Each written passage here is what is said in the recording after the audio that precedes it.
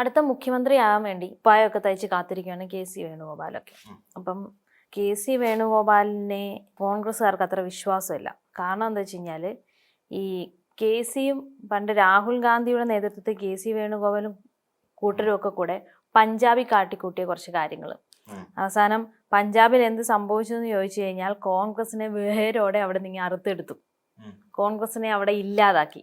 ഇത് തന്നെ കേരളത്തിലും സംഭവിക്കുമോ എന്നൊരു പേടി കോൺഗ്രസ് പ്രവർത്തകർക്കിടയിലുണ്ട്. ഇപ്പൊ നമ്മൾ നോക്കിയാല് പലയിടങ്ങളിലും നമുക്ക് അങ്ങനെ ഒരു ട്രെൻഡ് കാണാൻ പറ്റും. ഇപ്പം നമുക്ക് ഏറെക്കാലം ഡൽഹിയുടെ മുഖ്യമന്ത്രിയായിരുന്നവരാണ് ഷീലാ ദീക്ഷിത്. അപ്പൊ ആ ഷീലാ ദീക്ഷിതിന് ശേഷം പിന്നീട് ആം ആദ്മി പാർട്ടി അധികാരത്തിലേക്ക് കയറുന്ന കാര്യമൊക്കെ ഒരു കാഴ്ചയാണ് നമ്മൾ പിന്നീട് കാണുന്നത്. ആം ആദ്മി പാർട്ടി വരുന്നു. അതോടുകൂടി ഡൽഹി രാഷ്ട്രീയത്തിൽ നിന്ന് കോൺഗ്രസ് എന്ന് പറയുന്ന ഒരു രാഷ്ട്രീയ പാർട്ടി പതുക്കെ പതുക്കെ ഇല്ലാതെ ആയിക്കൊണ്ട് ഇപ്പോ രേഖ ഗുപ്ത ഡൽഹിയുടെ മുഖ്യമന്ത്രി ആകാനുള്ള കാരണം എന്താണെന്ന് ചോദിച്ചാൽ ഈ അജയ് മാക്കാൻ അടക്കമുള്ള അവിടുത്തെ PCCയിലുള്ള ആൾക്കാരെല്ലാം കൂടി ചേർന്നിട്ട് ആം ആദ്മി പാർട്ടിയുമായി ബന്ധപ്പെട്ടുകൊണ്ടുള്ള ആൾക്കാർക്കെതിരായി കേസ് മൂവ് ചെയ്യുന്നു എന്നുള്ളതാണ്. അതായത് മനീഷ് സിസോദിയും ഒക്കെ അടങ്ങുന്ന മദ്യനയ കേസുമായി ബന്ധപ്പെട്ടുകൊണ്ട് വിഷയങ്ങളിലേക്ക് പോയി ഒടുവിൽ ഇപ്പോ അരവിന്ദ് കെജ്രിവാള് പുകഞ്ഞ പള്ളി പോലെ ആകുന്നു. ഇപ്പൊ രാഘവ് ചദ്ദയെ പോലുള്ള ചെറുപ്പക്കാരായ നേതാക്കന്മാരും അതിനോടൊപ്പം ചേർന്ന് നിൽക്കുന്ന ഒരു 10 പേരോളം പഞ്ചാബിൽ നിന്നും ഇപ്പം കൂട്ടപ്പലായനം ചെയ്യുന്നു. ഇവിടെ നമ്മൾ കാണാൻ കഴിയുന്നത് പഞ്ചാബിനെ സംബന്ധിച്ചിടത്തോളം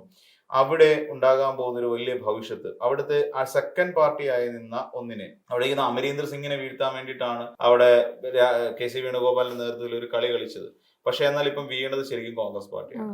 അവിടെ നിന്ന് അതിനെ തുടർന്ന് അവിടെ ഉണ്ടായ ഒരു രാഷ്ട്രീയ മാറ്റത്തെ തുടർന്ന് പലരും കോൺഗ്രസ് പാർട്ടി വിട്ട് പുറത്തേക്ക് പോകുന്ന ഒരു സാഹചര്യം ഉണ്ടായി. അവിടുത്തെ PCCയിൽ ഉണ്ടായിരുന്ന PC അധ്യക്ഷന് ആയിരുന്ന എനിക്ക് തോന്നുന്നു സിദ്ധു, നവജോത് സിംഗ് സിദ്ധു, പുള്ളി പഴയ ക്രിക്കറ്ററാണ്. അപ്പം അദ്ദേഹം വരെ പാർട്ടി വിട്ട് പുറത്തേക്ക് പോകുന്ന ഒരു സാഹചര്യമുണ്ട്. ഇപ്പൊ അവിടെ എന്താ സംഭവിക്കുന്നത്? രാഘവ് ചദ്ദ അടക്കമുള്ള ആൾക്കാർ ആം ആദ്മി പാർട്ടിയിൽ നിന്നും BJPയിലേക്ക് ചേക്കേറുമ്പോൾ അവിടെ ഒരു വലിയ വിഭാഗം ആളുകൾ ഈ ആം ആദ്മി പാർട്ടി അവിടെ ഇല്ലാതാവുകയും BJPക്ക് വരാൻ പോകുന്ന അടുത്ത തെരഞ്ഞെടുപ്പിൽ BJPക്ക് അവിടെ കളം പിടിക്കാനുള്ള അവസരം ഒരുങ്ങുകയും ചെയ്യുന്നു എന്നുള്ളതാണ് ഇപ്പൊ പഞ്ചാബിൽ നടക്കുന്ന ഒരു സവിശേഷമായ ഒരു കാര്യം. BJP ഒരു സൈഡിൽ നിന്നെല്ലാം വിഴുങ്ങിക്കൊണ്ടിരിക്കുന്നു. അതിന് എന്ന് വെച്ച് കഴിഞ്ഞാൽ കോൺഗ്രസിനെ ഒതുക്കാൻ വേണ്ടി ചെറിയ പാർട്ടികളെ കൂട്ടുപിടിച്ചുകൊണ്ട് ഇപ്പൊ ആം ആദ്മി പാർട്ടി പൊതുവെ ചെറിയ പാർട്ടിയാണ്. അപ്പൊ ആ ആം ആദ്മി പാർട്ടിയെ കൂട്ടുപിടിക്കുന്നു.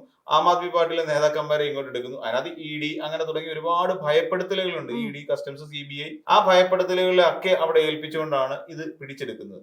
ഇതിനെല്ലാം വഴിമരുന്ന് ഇട്ടുകൊടുക്കുന്നത് കോൺഗ്രസ് പാർട്ടി. എന്ന് വെച്ചാൽ കോൺഗ്രസിനകത്തുള്ള തമ്മിത്തല്ലും ആശയഭിന്നതയും കാരണം മറ്റു പാർട്ടികൾക്ക് ഇവയെ വിഴുങ്ങാൻ സാധിക്കുന്നു എന്നുള്ളതാണ് ഏറ്റവും പ്രധാനപ്പെട്ട ഒരു കാരണം.